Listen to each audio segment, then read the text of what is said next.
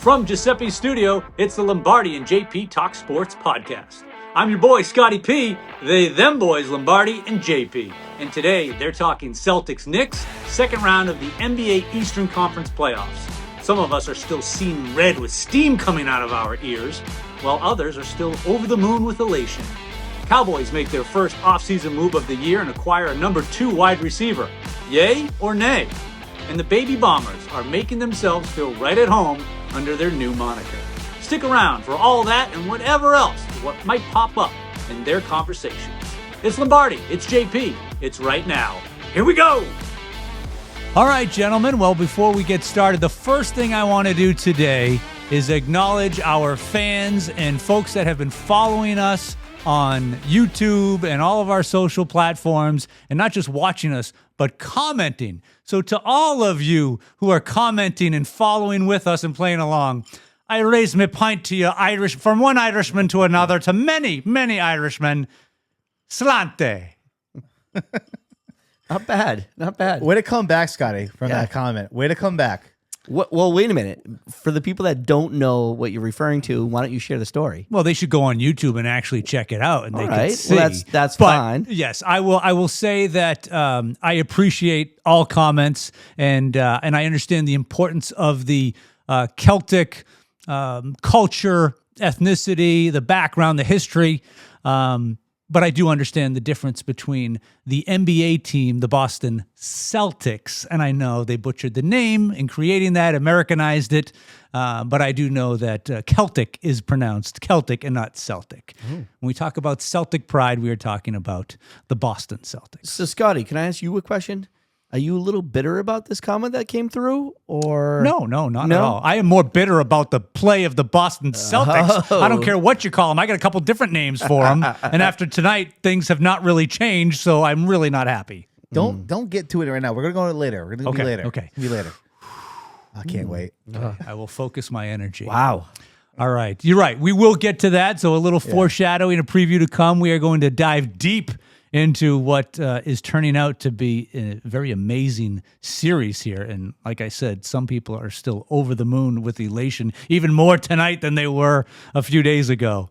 But first, we are going to dive into the Yankees and discuss some of the offensive prowess we are seeing. We're starting, you guys are used to seeing that at Yankee Stadium, but we got some new names. But before we get to some of the Baby Bombers, let's talk about Judge. And again, he just continues to kill it. Joe? Yeah. I gotta share. I mean, talk about a historic offensive performance. I mean, I thought we saw him at his peak. He's only getting better. He's batting .409 right now. He's got 14 home runs. He's got 39 ribbies, and what is he? His slugging percentage is top in the league, 1.27. OPS right now is a leading 1.27, right? Yeah.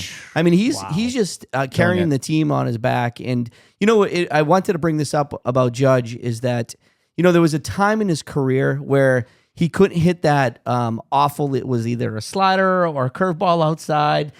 He would look real foolish at the time, and when that was the turning point, and I think in Judge's career, he was able to lay off that pitch, and now I don't know how to pitch this guy because he's that good. So the hitting coach obviously made some big adjustments. They actually showed the other night, I was watching the game, and they showed his stance from his rookie season to this year, and he was a very open stance, and now they closed it off kind of, and that's kind of helped him catch up to these breaking balls. But Judge is having another great year. If you guys remember a year ago, Judge had one of the worst starts in his career, and he ended up winning the MVP last year. So if he had this kind of start last year, this could have been insane. He could have probably broke his own record for the Rogers Maris when he broke a couple years ago. So and the other thing about Judge that I have to mention too is that I was a little worried, and I know we're going to talk a little bit about it in a minute, but I was a little worried about when Soto left the Yankees because there was a lot of talk about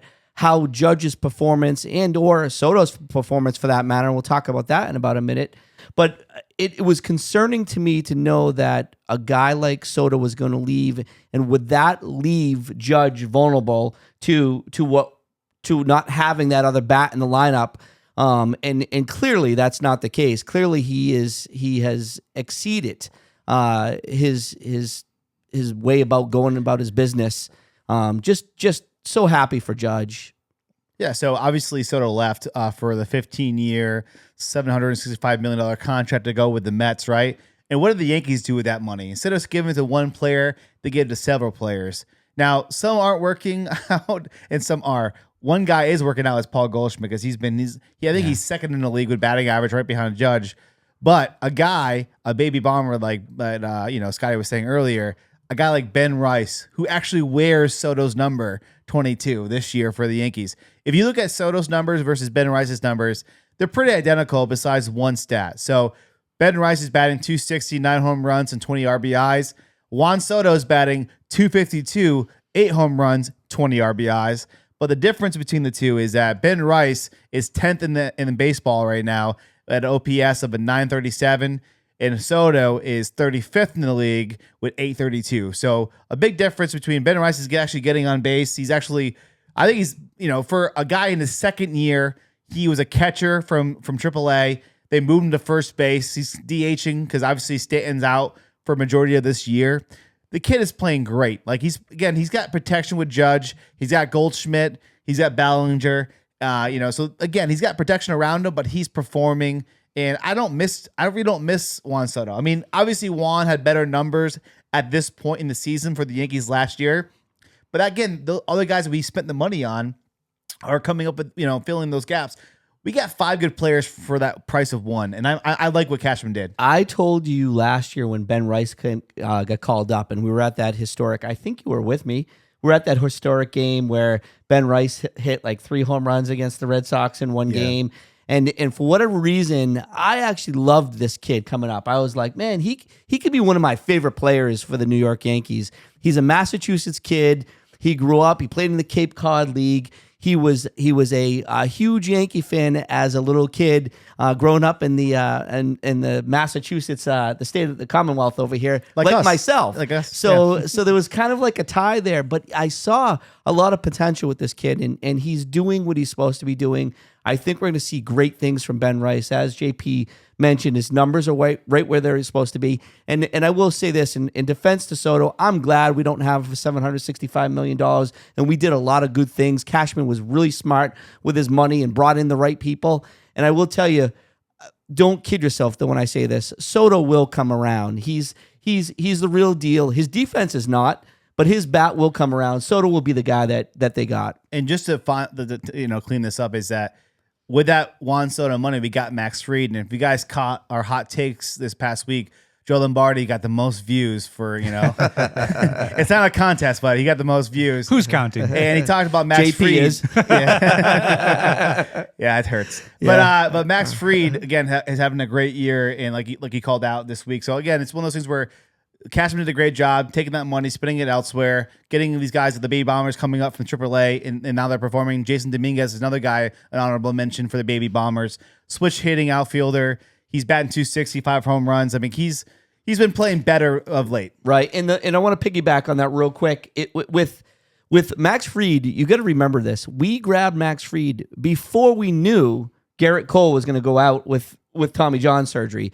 So not knowing or forecasting that injury to Garrett Cole, wow, we would be in a world of hurt without him. I think he's still 6-0. His last start, I don't think he got a decision.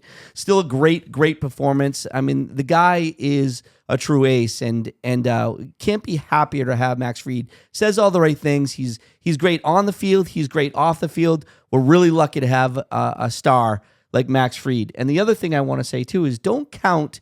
And I know some of the things that haven't panned out yet, but don't count out Cody Bellinger. I'll tell you what, I believe it was last maybe 15 games. He started off real slow, but the last 15 games, if you can pull it up, I think he's batting like 365 or somewhere between 300 and 365. I was watching yesterday. He's really starting to get a hot bat, and I think he's a kid that you're going to see come through. I mean, he's coming from the West Coast. He likes the warmer weather. I think he needed time to adjust in New York, and I think you're going to see him contribute as he started to do so, like I said, the last 15 games. The guy I'm worried about, ready? And please tell me about him. What are we going to do with Williams? I know he had a couple good outings as of late, But can he play in New York City? The jury's still out on that one. I really don't know. Weaver and Williams have struggled. It looks like we still need a closer. At the end of last season, we definitely need a closer, and it looks like that is still a problem.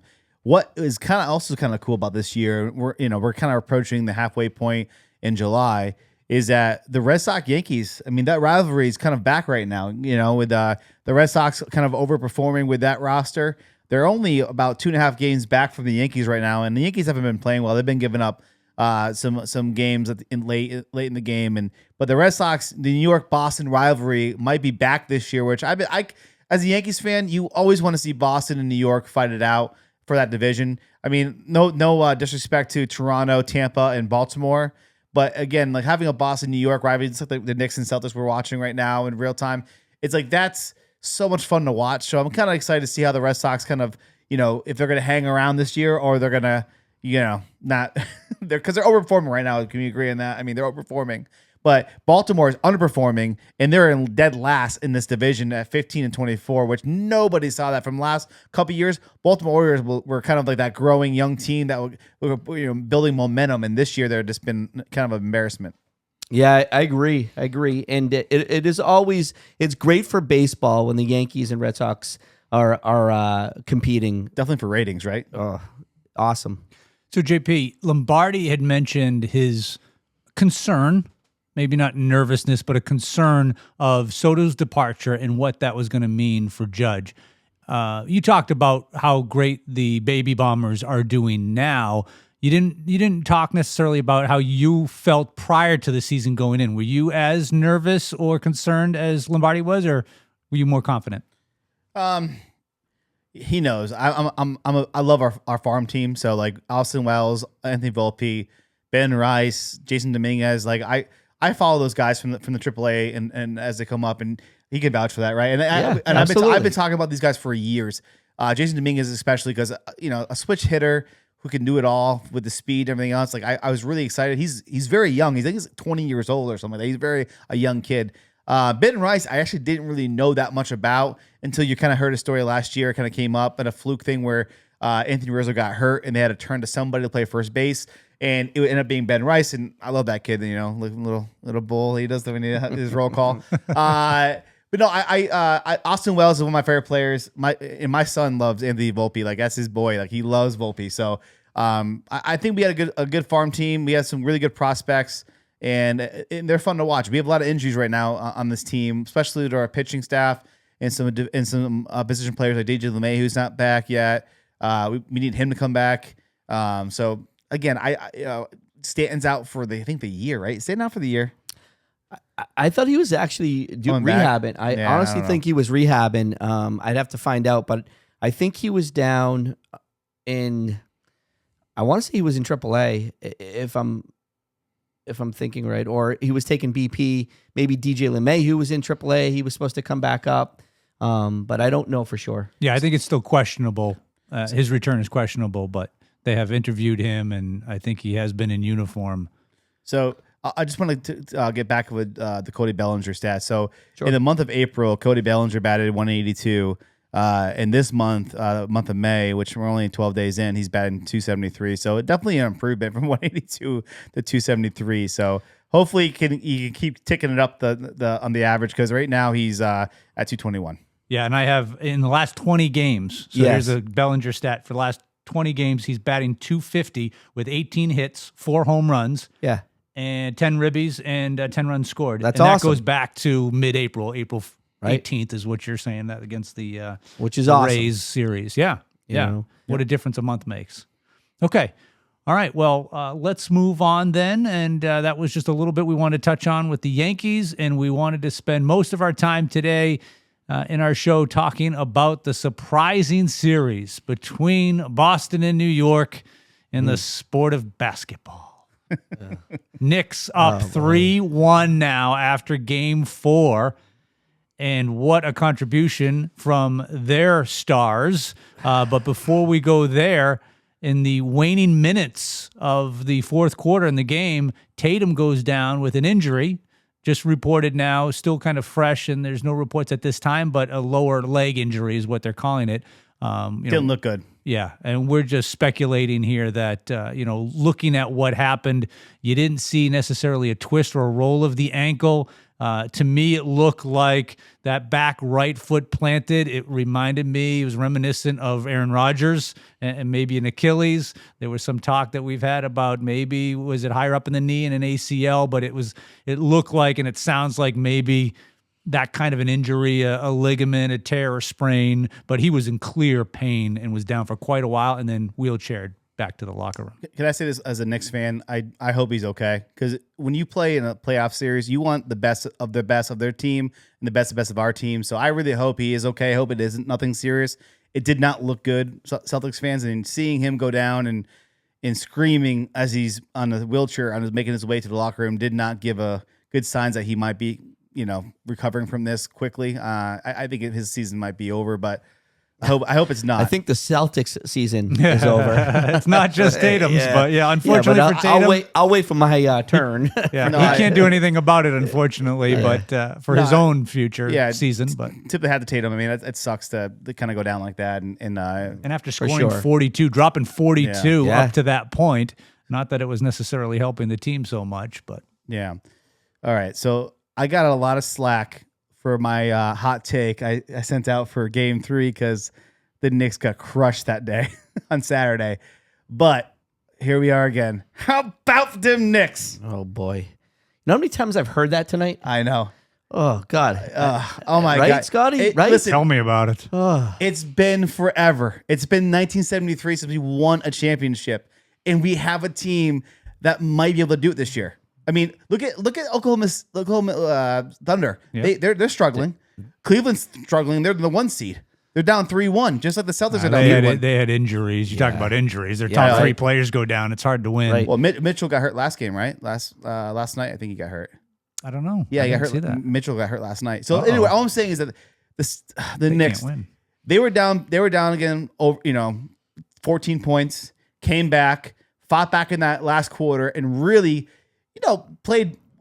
Possession. Each possession was going back and forth. I loved it. It was so many lead changes, and then at the end, we're hitting shots. OG came back, hit some big shots.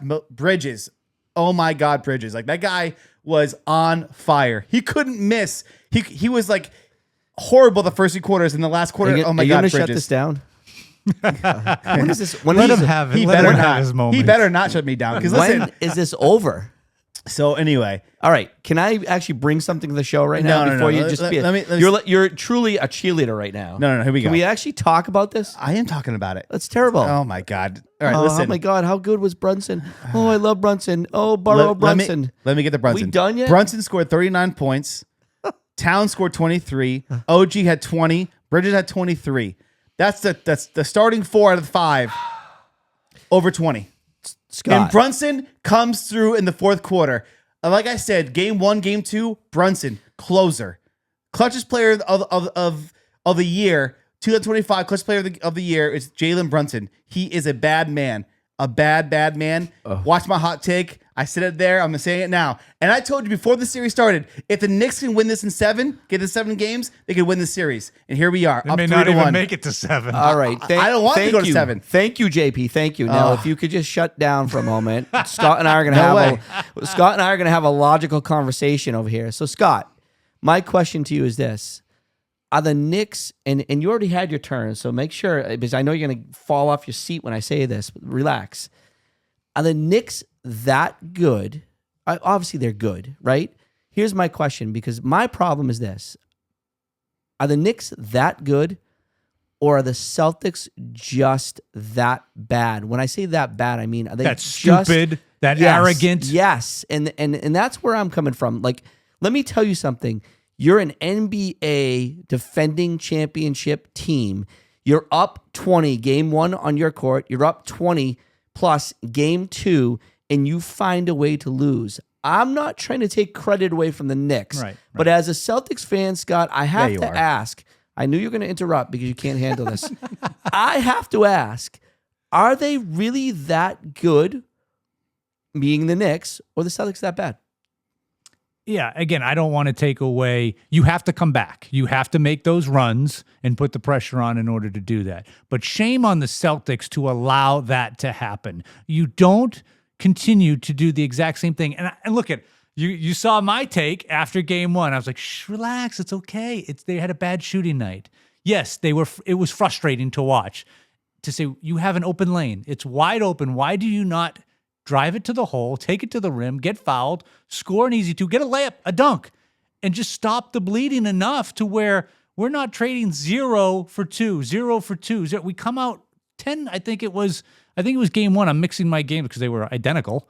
Game one and game two, they had 10 straight possessions, goose egg down the end there in the fourth quarter. And yeah, you're allowing them to come in because you're just chucking up threes. And that's why I posed that question. And I'm going to tell you why. These are my takes on the Celtics. I'm really happy for JP. In all honesty, I'm really happy for him. I know he's a diehard Knicks fan, and he's been waiting for this for a long time. But as a basketball fan, not involved with either team, I look at this and I say this. First two games, you said it yourself.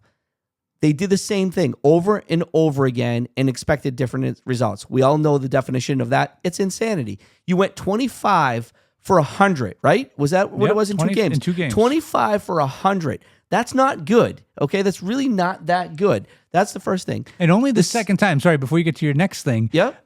That's the second time that's happened. 2 games in a row where they shot that poorly from 3, under 30%, I think.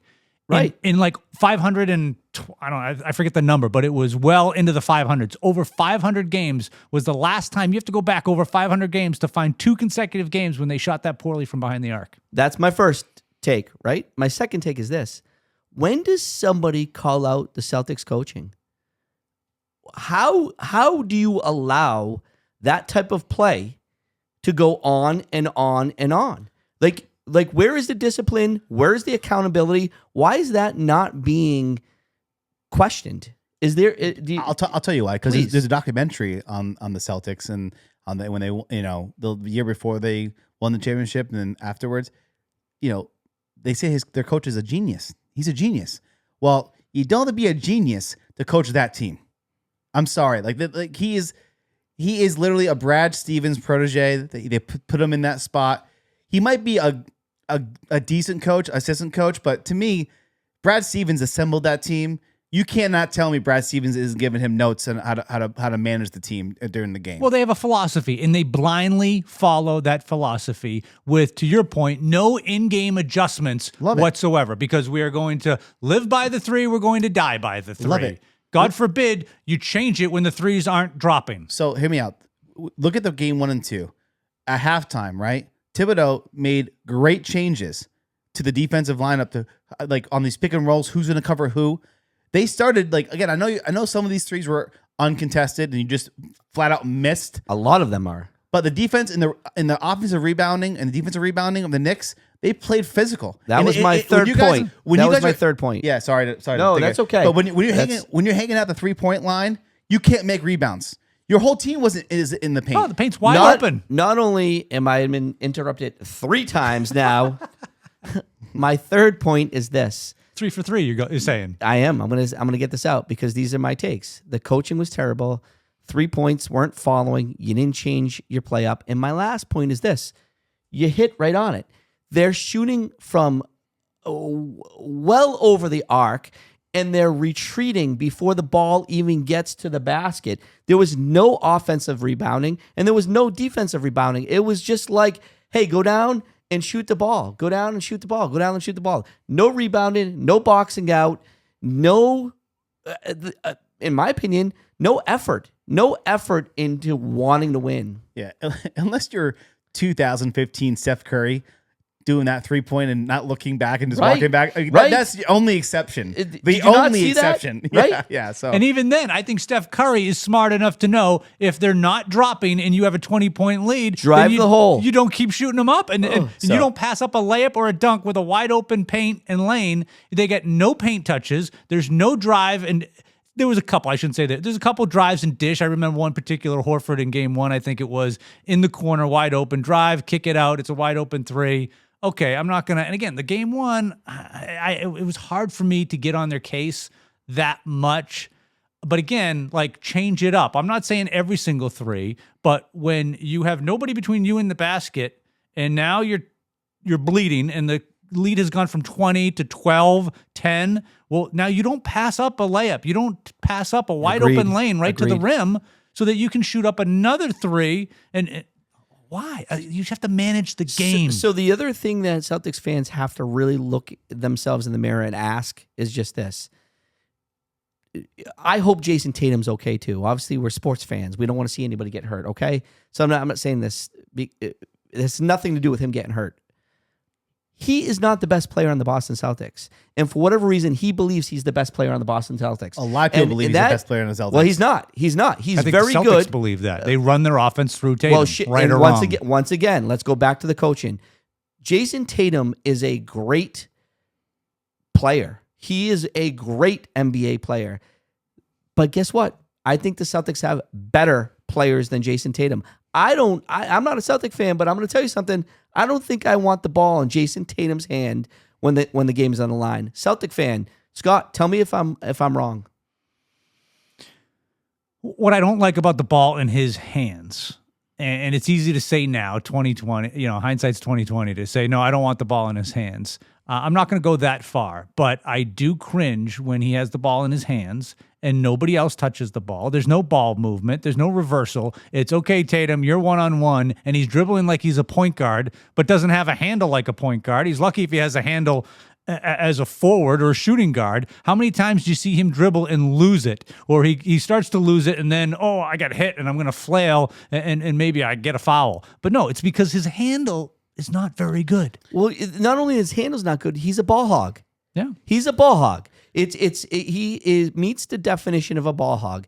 It's about him taking one-on-one, backing off his defender and throwing up a three-pointer.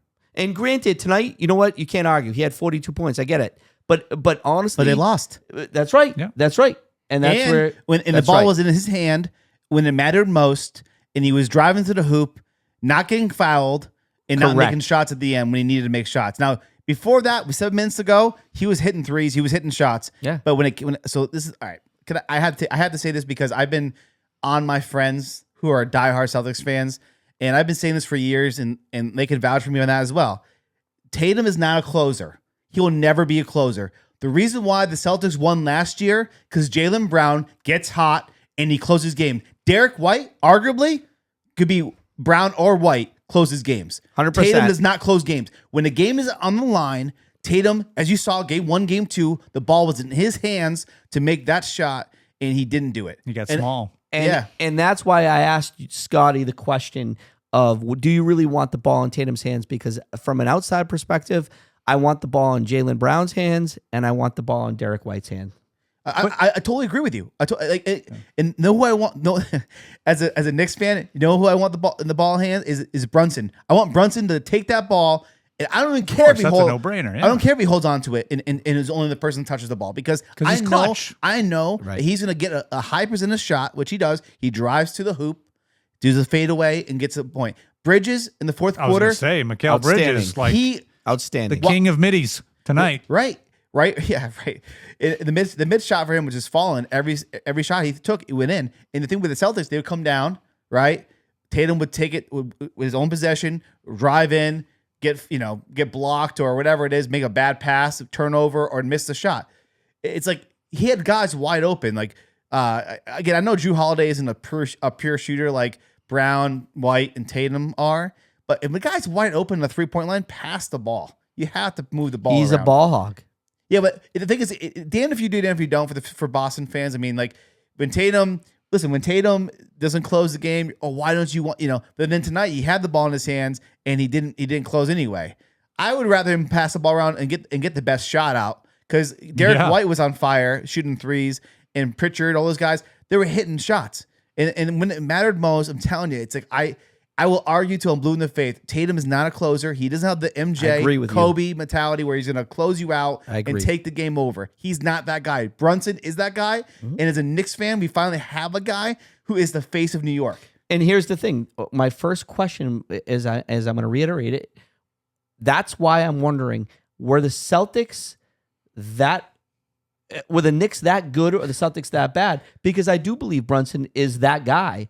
And that's what I'm curious at this point in time. Are the Celtics, do they belong on the court with the Knicks. Do they belong there? I'll be honest. The game 1 and 2, Knicks had they don't deserve those games. They didn't shoot the ball well. They 3 games in a row they shot poorly from all over. They didn't shoot well, but they did good. They were scrappy enough. I thought they played good enough defense to hang around, and they made it a game. Tatum hits one shot. In game 1 and 2, they win those games in the close calls. But game 3, Celtics blew them out. It wasn't even close. After the first 5 minutes in the first quarter, They're it was going to over. lose a game. The Knicks are going to lose a game. But tonight, they're not going to sweep them. But tonight, Brunson had 39 points because he's a closer, and the rest of their starting lineup had 20 points. So it was great to see them have a offensive night. They finally were shooting the ball well, and they know they can. Now they know with Tatum in the lineup, they can hang with the Celtics, and they beat them. The Knicks got swept this season. Swept this year. 3 out of the 4 games were by 20 or more points. They got killed in the last game. The last game they played at the end of the year, they went to overtime, and the Knicks lost. So they got swept this year. And look at the Knicks. They have 3 wins. They're up 3-1, and we have a game Wednesday. Right. You know what I mean? Game 5 is Wednesday. So this so is JP. insane. You know what's so great about the Knicks? Brunson's great. Bridges is great. All of it. It's been fun to watch. But you know what's so great about them? And Scott is gonna not be happy when I say this. The Knicks are more physical. Yes. They are bullying the Celtics. The Celtics are being bullied. The defending champions are being bullied. And I will also tell you this too. Let's go a step ahead. Didn't you tell me that the Knicks didn't beat a top? It wasn't just the Celtics. Top 10. It was the top 10 teams they didn't beat. Yeah, they were swept. They were swept this by year. the top 10 teams. Yeah, the top. I'm sorry, the top teams in the top NBA. 10 in the NBA. Knicks they were swept by. this season. Yeah. So now you look at them and they're 3-1, ready to advance to the third round. Yeah, and just to go back about you talking about the physical play, I was Yeah. actually going that way. Yeah. Knicks out rebounded the Celtics 43-31. Yeah. You know what I mean? At the end, before Hart got fouled out, he was just getting every single second chance rebound, throwing out to the 3-point line, and we were just beating up the paint. We controlled the paint this game. It was awesome to see us take high percentage shots. Unlike the Celtics, they take these threes and they get themselves out of the game. The thing was, like, what's funny about the Celtics is that the finals they were in against the Warriors, I forgot how many years ago it was when Steph won his last championship. That's what the Warriors did to the Celtics. The Celtics weren't a 3-point team, and they flipped the script. Going, know what? The Warriors killed us with a 3. We're going to be a 3-point team. And they concentrated on that. They changed their philosophy, and now it's killing them. It's their Achilles heel. Let me tell you. Is that too soon? With the Tatum thing? Towns, Robinson are making Porzingis look like he's not even playing. They're out. They are out playing them. Like, he's so physical underneath in the paint. I heard Charles Barkley and Shaq say that Porzingis was the unicorn. He was the difference maker for the Celtics, and him not being 100% obviously for this series has really hurt them. They didn't really need him for Orlando, but this series here, the physical, being tall, being big, they need his presence, and he's not there. And whoever they have on the bench, ready? You ready for this one? This says it. This Points says it alone. 24 minutes, right? 4 rebounds. This is 4 rebounds for your big guy. 0 assists and 7 points. Yeah, he's not healthy, but he's not healthy. Then don't play him. Yeah. Then don't play him, because he's only hurting the team right now. In my opinion, he's only hurting the team. And this is where I thought you were going. So here's another stat for you. Sure. Points in the paint, 64 for the Knicks, 32 for the Celtics, 64-32. One word: physical. And then the assists is another interesting. That jumps out at me. It's not as big of a discrepancy, but it's still a 10 assist discrepancy. 25 assists to 15 Knicks to the Celtics. And what does that tell you? That's ball movement. That's team play. That's not Tatum taking the air out of the ball, dribbling it ISO, and then everybody else standing around watching, and maybe there's a kick for a 3-pointer. That's where the Celtics don't deserve to win this series. Mm-hmm. And I was going to say, even if tonight, if they won, but bigger, and we're hitting their threes, it's almost like it's not the worst thing that could happen to them, but I don't like to see that happen, because all that's doing is reinforcing the fact that, okay, see, you keep shooting, shoot. Yeah, okay, up to a certain point.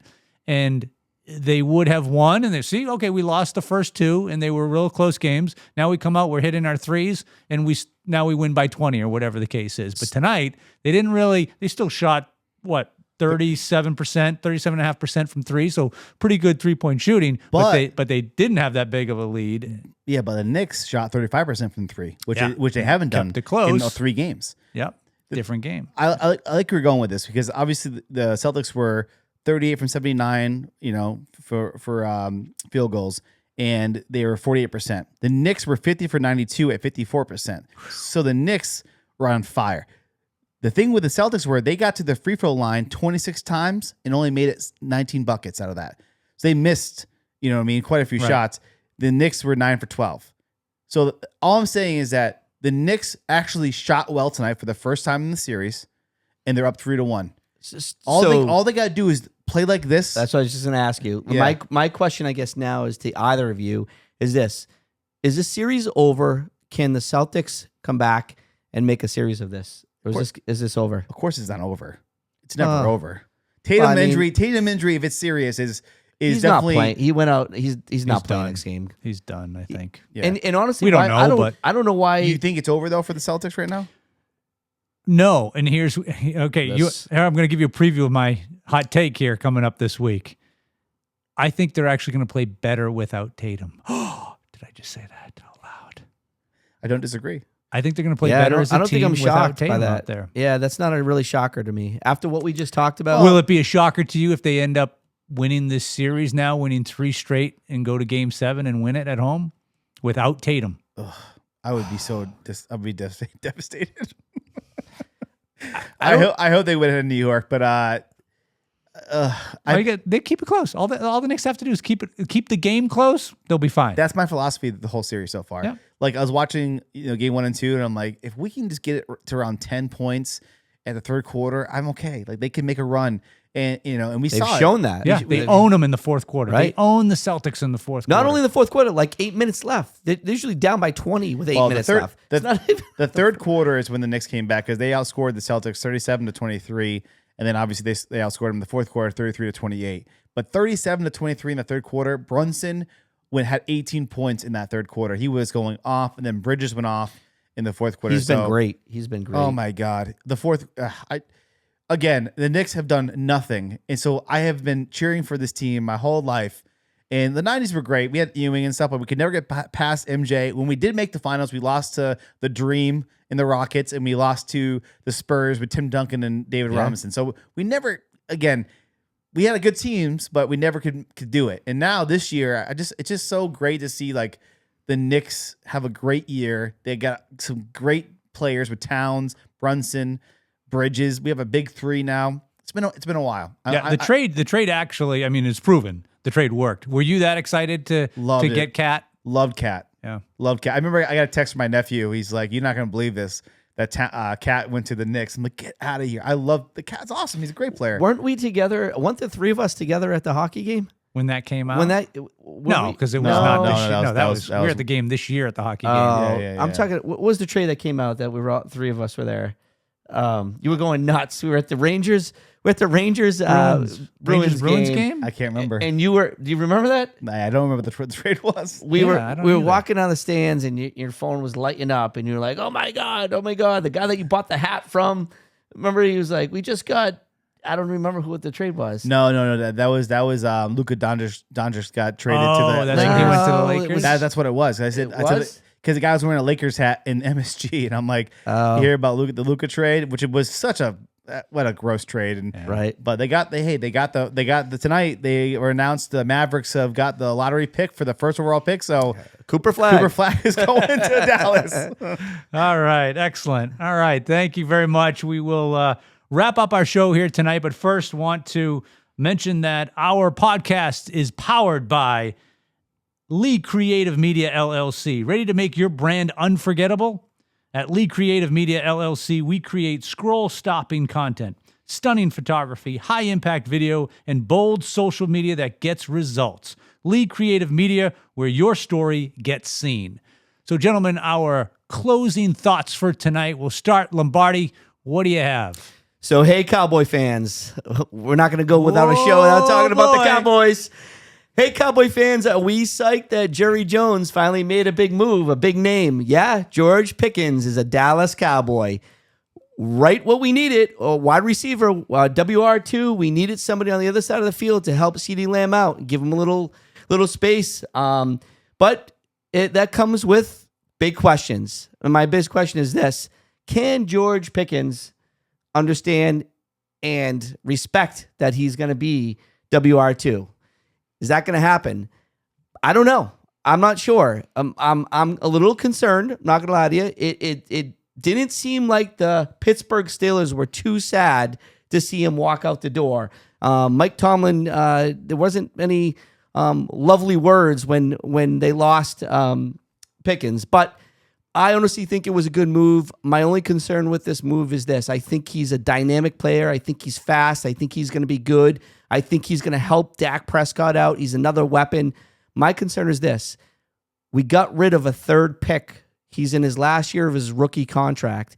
If we don't sign him to a long-term deal, whether it be 3 years or 4 years, I'm very nervous about losing a third pick for only a year that we get him. And my last thing about this is this. Man, if his attitude isn't spot on, he's going to really struggle in Dallas. It's not Pittsburgh. He's going to have a lot to do and to keep his head focused in Dallas. But I think he can be the player that we think we got. I think it was a good move overall. JP, your final thoughts. All right, so my final thought is Mitchell Robinson. Listen, bro, you cannot shoot 29% from the free throw line and just dodgeball balls out of the bounds from the free throw line. You cannot do that. Listen, we love you. We love you in New York. You're a physical player. You're making clutch rebounds. You're doing alley-oops. We love you in New York, but dang, 29% from the free throw line. Come on, dude. That's pathetic. We got to do better. 11 for 38, career low in the playoffs. I mean, he's a 52% free throw line shooter anyway, but come on, Mitchell Robinson. We need you. We need you for game 5. Hopefully you can come through for us and take the Knicks to the next round for the Eastern Finals for the first time in a long time. Let's go Knicks. All right, well, come back and check us out again next time where we will probably, we definitely will have the end result of the Celtics-Knicks series. We'll have plenty to talk about. Enjoy the games. For Lombardi, JP, I'm Scotty P. Thanks for listening. We'll see you next time.